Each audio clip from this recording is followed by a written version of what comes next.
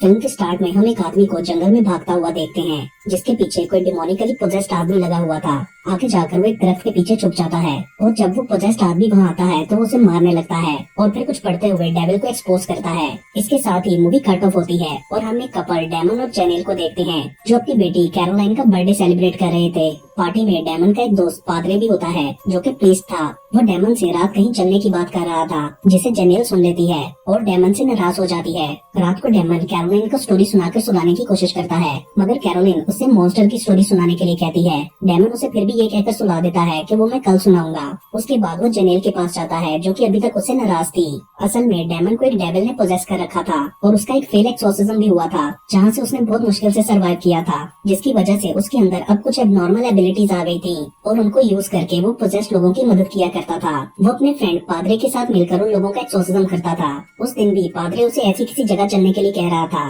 Daemon general से कहता है कि मैं तुम्हें बताने ही वाला था, लेकिन मैं बार बार एक ही बात नहीं समझा सकता। जेनेल कहती है कि मैं चाहती हूँ कि तुम एक नॉर्मल और रियल लाइफ जियो, क्योंकि ना तुम सही से खा सकते हो और ना ही सो सकते हो। ये लाइफ अच्छी नहीं है और ये सब कुछ पहले से ज्यादा बुरा होता जा रहा है। कभी कभी तुम्हारी आंखों में देखने में मुझे ऐसा लगता है कि मैं तुम्हें नहीं किसी और को देख रही हूँ। मुझे डर लगता है कि कहीं वो सब दोबारा ना हो जाए। जिस पर डेमन बोलता है कि मैं वो सब दोबारा कभी नहीं होने दूंगा। लेकिन जब जेनेल आगे से आर्ग्यू करती है तो डेमन को बहुत गुस्सा आ जाता है और उसके अंदर का डेविल डोमिनेट होने लगता है। ये देखकर जेनेल डर जाती है, मगर डेमन खुद को कंट्रोल कर लेता है। जेनेल दोबारा नाराज होकर वहाँ से चली जाती है। रात को सोते हुए उठकर डेमन कैरोलिन के रूम में जाकर उसे प्यार करता है और अपनी सुबह की ली गई फोटो वहाँ रखकर अपने रूम में चला जाता है। जेनेल भी उसको नॉर्मल देखकर रूम में वापस आ जाती है। डेमन उससे पूछता है कि तुम मुझसे क्या करवाना चाहती हो। जेनेल कहती है कि तुम अपना एक और एक्सोर्सिज्म करवाओ, और वो भी पैड्रे से नहीं किसी और से। उसके लिए हम रोम जाएंगे।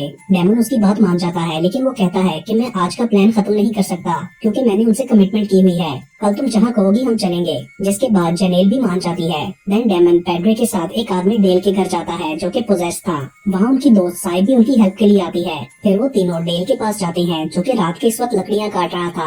वो लोग उस पर एक्सोर्सिज्म परफॉर्म करते हैं और डेमन डेल के अंदर छुपे डेविल को हेल्प में भेज देता है। डेल के ठीक होने के बाद वो लोग वहाँ से चले जाते हैं। उसके बाद वो डेमन के घर के लॉन में बैठे होते हैं, तो साई कहती है कि मैंने वहाँ पर एक ब्लैक क्लाउड देखा था। वो क्या था? वो दोनों से बताते हैं कि डेल के डेविल के अलावा वहाँ पर एक और बड़ा डेविल भी था, जिसने डेल के अंदर के डेविल को जगाया था। लेकिन साई को उनकी बात पर यकीन नहीं आता।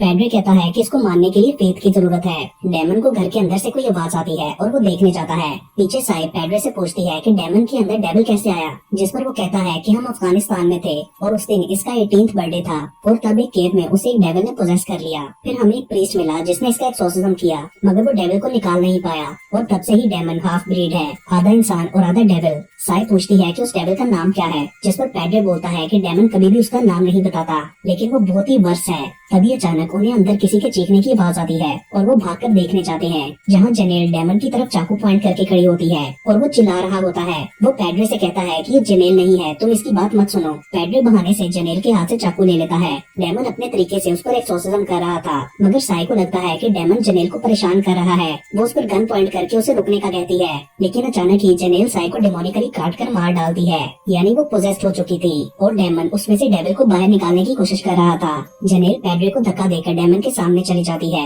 वो उससे कैरोलिन का पूछता है और उसे डेविल से लड़ने के लिए कहता है। तभी कैरोलिन वहाँ आ जाती है।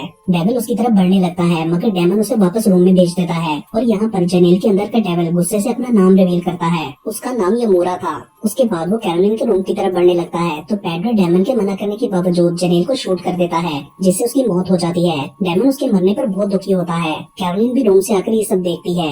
अगले सीन में हमें 10 साल बाद का टाइम दिखाया गया है, जहाँ डेमन दुनिया से अलग अकेला रह रहा था। उसने अपना गेटअप भी चेंज कर दिया था। तभी एक दिन पैड्रे उसके पास मिलने आता है और कहता है कि मुझे तुमसे जरूरी बात करनी है। पहले तो डेमन मना करता है, लेकिन जब पैड्रे बताता है कि वो बात कैरोलिन की है, तो फिर डेमन सुन लेता है। पैड्रे कहता है कि कैरोलिन 18 साल की होने वाली है और तुम्हें भी उस चीज ने 18 साल की उम्र में पोजेस किया था। मगर डेमन कहता है कि उसके साथ ऐसा कुछ नहीं होगा, जिस पर पैड्रे बताता है कि उसके फोस्टर डैड विल ने मुझे बताया है कि वो बहुत बदल गई है, ज्यादा इमोशनल, गुस्से वाली और कभी तो वायलेंट भी हो जाती है, और मैंने खुद भी उससे मिलने पर कुछ नेगेटिव पावर फील की है। फिर वो एक लड़के की फोटो दिखाता है जिसे जंगल में मरा हुआ पाया गया था और कैरोलिन उसको कुछ दिनों से डेट कर रही थी। उसके बाद पैड्रे कहता है कि तुम उसे देखने के लिए चलो, क्योंकि मुझे लगता है कि उसे यमोरा डेमन ने पोजेस किया है, क्योंकि जेनेल के मरने की वजह से हम उसे हेल में नहीं भेज सके थे और वो शायद कैरोलिन पर ट्रांसफर हो गई थी और अब उसके 18 के हो जाने के बाद वो ज्यादा पावरफुल हो जाएगी। सिर्फ तुम ही हो जो उसकी मदद कर सकते हो। डेमन कहता है कि ये नहीं हो सकता, क्योंकि उस डेमन ने अपना नाम नाम बोल दिया था और वो बहुत वीक हो गया था। और कैरोलिन भी उस वक्त बहुत छोटी थी, उस फोर्स को हैंडल नहीं कर सकती थी।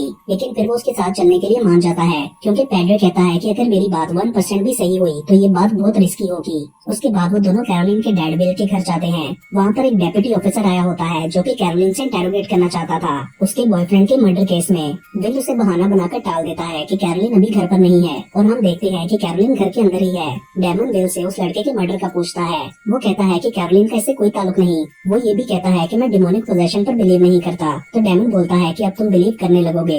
अंदर जाकर डेमन पेड्रो पर गुस्सा करता है कि ये कैसा इंसान तुमने कैरोलिन को संभालने के लिए चुना था, जिसको उसके बारे में कुछ पता ही नहीं, उसे आइडिया ही नहीं कि वो किस चीज के साथ डील कर रहा है। पेड्रो कहता है कि मैं बिल को काफी अरसे से जानता हूँ, इसके अलावा मुझे और कोई ट्रस्टवर्दी इंसान नहीं मिल रहा था। इन चीजों को एक्सेप्ट करने के लिए उसे थोड़ा टाइम चाहिए। डेमन पेड्रो से कहता है कि मुझे भी यहाँ वो सब फील हो रहा है जिसका तुमने बताया था, और मुझे ये जाना पहचाना लगता है। तभी बिल वहाँ आकर उनसे कहता है कि कैरोलिन को अपनी पिछली लाइफ के बारे में कुछ भी याद नहीं, इसलिए उस पर कुछ भी रिवील ना करना। जिस पर डेमन कहता है कि मैं यहाँ कैरोलिन का फादर बनने के लिए नहीं आया, बस डेविल को एक्सोर्साइज करके चला जाऊंगा। ये सुनकर बिल बोलता है कि मैं तुम्हें अपनी बेटी के साथ ये नहीं करने दूंगा। इस बात पर दोनों में बहस हो जाती है और पेड्रो बिल को समझाने के लिए बाहर ले जाता है। तभी कैरोलिन वहाँ आती है और डेमन से पूछती है कि तुम कौन हो। वो कहता है कि मैं तुम्हारे डैड का दोस्त हूँ, और अपना नाम भी गलत बताता है। कैरोलिन उससे फ्रैंक होने की कोशिश कर रही थी और कहती है कि लोगों को लगता है कि मेरे अंदर मॉन्स्टर है। डेमन खुद को कंट्रोल करता है और फिर वो वहाँ से चली जाती है। उसके बाद वो अपने फ्रेंड से मिलती है। वो लोग रेलवे लाइन के पास खड़े थे तो साइड से कैरोलिन के स्कूल का एक लड़का गुजरता है। वो अपने फ्रेंड से उसे पास बुलाने का कहती है। जब वो आता है तो वो लोग उसे अपनी रात की पार्टी में इनवाइट करते हैं। पहले तो वो मना करता है, लेकिन जब कैरोलिन अकेले में उससे इंसिस्ट करती है तो वो मान जाता है, क्योंकि उस रात कैरोलिन की बर्थडे पार्टी थी। उस लड़के का नाम हूपर था और कैरोलिन उसे रात को अपने साथ डेट के लिए कहती है, और वो हूपर के पूछने पर उसे ऐसे फील करवाती है कि वो अपने बॉयफ्रेंड जस्टिन के मरने पर बहुत दुखी है। वो ये भी कहती है कि तुम रात 11 बजे कार पर मुझे मेरे घर से पिक कर लेना। उधर डेमन और पेड्रे बिल के घर पर ही रुके होते हैं। पेड्रे डेमन से कहता है कि 12 बजे के बाद कैरोलिन 18 साल की हो जाएगी, इसलिए हमें अपना एक्सोर्सिज्म तब स्टार्ट करना चाहिए, क्योंकि ये मोरा का फुल पोजेशन तभी होगा। मगर डेमन को लगता था कि ये थ्योरी गलत है। फिर उसे बाहर से कोई आवाज आती है और वो पेड्रे को रेस्ट करने का बोलकर खुद बाहर चला जाता है। उधर ऊपर गाड़ी में कैरोलिन का वेट कर रहा था और वो उल्टी होकर डिमोनिकली चलते हुए गाड़ी के पास जाकर अचानक से उसे डरा देती है। फिर वो दोनों पार्टी में जाते हैं। वहाँ कैरोलिन हूपर को बियर लेकर जंगल के अंदर एडिसन पॉइंट पर मिलने के लिए कहती है। जब वो बियर लेने जाता है तो कैरोलिन अपने एक और फ्रेंड रिवेरा के पास जाकर उसे कहती है कि मैंने हूपर को डिच कर दिया है और मैं तुमसे जंगल में मिलना चाहती हूँ। फिर वो अपनी एक फ्रेंड के कान में कुछ कहती है, जिसके बाद वो लड़की एक दूसरे फ्रेंड जिपाटा को सेड्यूस करने लगती है। वो लड़की रिवेरा की गर्लफ्रेंड थी, इसलिए जिपाटा उसे ऐसा करते देखकर थोड़ा घबरा जाता है। लेकिन फिर दोनों मेकआउट करने लगते हैं। मगर यहाँ हम पर रिवील होता है कि कैरोलिन का डेमन उसे पोजेस करके ये सब करवा रहा था और अचानक से वो होश में आ जाती है। उधर डेमन घर से निकलकर जंगल में चला जाता है। रिवेरा भी कैरोलिन को मिलने के लिए जंगल में जाता है तो अचानक उसे वहाँ डीमन नजर आता है, जिससे डरकर वो भागता है। मगर डीमन उसे पकड़कर मार डालता है। डेमन जंगल में अपनी पावर्स के थ्रू को चेक करता है और उसे एक तरफ का कोई साइन मिलता है। उधर कैरोलिन ऊपर से जंगल में मिलती है और वो दोनों इंटीमेट होते हैं। डेमन को आगे बढ़ते हुए एक पुराना घर नजर आता है, जिसके अंदर से अजीब सी आवाजें आ रही थी। वो कुछ पढ़ता हुआ आगे बढ़ रहा था तो वहाँ एक दरवाजे के पीछे आग से एक डिमोनिक साइन बना होता है, जिसे टच करने पर उसे काफी तकलीफ होती है और उसकी गर्दन पर कुछ निशान बन जाते हैं, जिनसे खून भी निकल रहा था। तभी वहाँ पेड्रे भी उसके पीछे आ जाता है। उधर कैरोलिन हूपर को भी काट कर मार डालती है। अगले सीन में डेमन घर पर होता है। तभी कैरोलिन उसके पास जाती है और कहती है कि मैं जान नहीं पा रही कि तुम कौन हो। डेमन जोर से उसका हाथ पकड़ता है और इससे उसे बहुत तकलीफ होती है। फिर वो कहता है कि मैं यहाँ तुम्हारी हेल्प के लिए आया हूँ, तुम्हारे अंदर कुछ है जिसे मैं निकालूंगा। मैं एक्सोर्सिज्म करता हूँ, तुम्हें भी एक्सोर्सिज्म की जरूरत है। कैरोलिन को उसके करीब आने से कुछ होने लगता है और वो उसे दूर रहने का कहती है। वो ये भी बोलती है कि मेरा कोई फादर नहीं है, बिल को मैं अपना डैड नहीं मानती। और यहाँ पर वो दोनों इमोशनल हो जाते हैं। मगर तभी बाहर डेप्यूटी आ जाता है और कैरोलिन से इन्वेस्टिगेट करता है।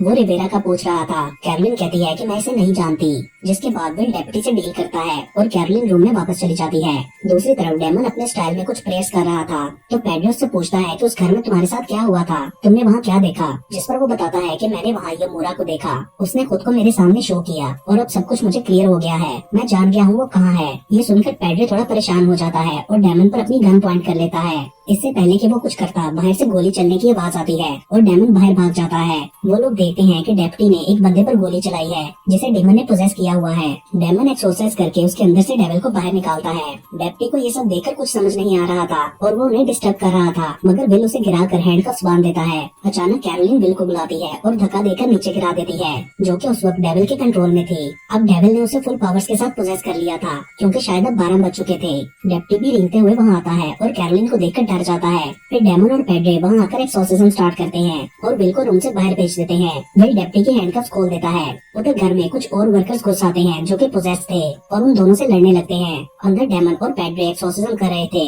तो डेविल कैरोलिन की आवाज में डेमन को इमोशनल कर लेता है और वो उसे छोड़ देता है, मगर पैड्रे फौरन उसे दोबारा पकड़ लेता है और आखिर डेमन कैरोलिन के अंदर के डेविल को रिलैक्स कर देता है और कैरोलिन ठीक हो जाती है। उसके बाद डेमन विल को बताता है कि लास्ट टाइम जब मैं फुली पोजेस था मैंने मॉन्स्टर को देख लिया था और मॉन्स्टर ने मेरी वाइफ के साथ जबरदस्ती की थी और कैरोलिन उसी डेविल से पैदा हुई है और अब शायद वो कभी नॉर्मल लड़की ना बन सके, इसलिए उसके लिए ये सब जानना जरूरी है। उसके बाद डेमन फ्रिज से अल्कोहल लेने के लिए जाता है और वापस आकर देखता है कि विल को भी किसी ने मार दिया है। उसकी चेस्ट पर भी डिमोनिक साइन बना हुआ था।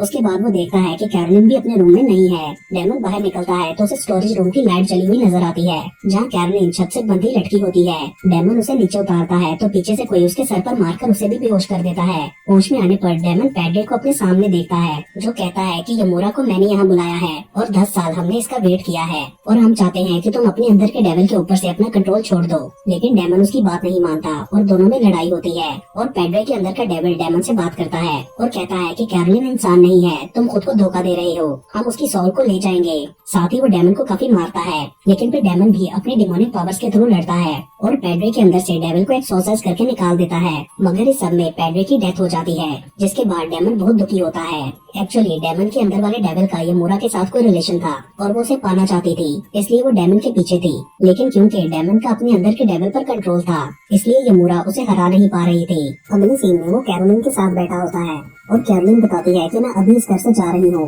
तो डेमन उसे अपने साथ चलने के लिए कहता है, मगर वो मना कर देती है। उसके बाद एंड के सीन में हम कैरोलिन को एक हाईवे रेस्टोरेंट में देखते हैं। यहाँ पर रिवील होता है कि डेविल अभी भी उसके अंदर है, जो कि स्टिल डेमन के पीछे है। वो डेमन की फोटो देखकर बोलता है आई सी यू और इसके साथ ही ये मूवी यहीं पर खत्म हो जाती है।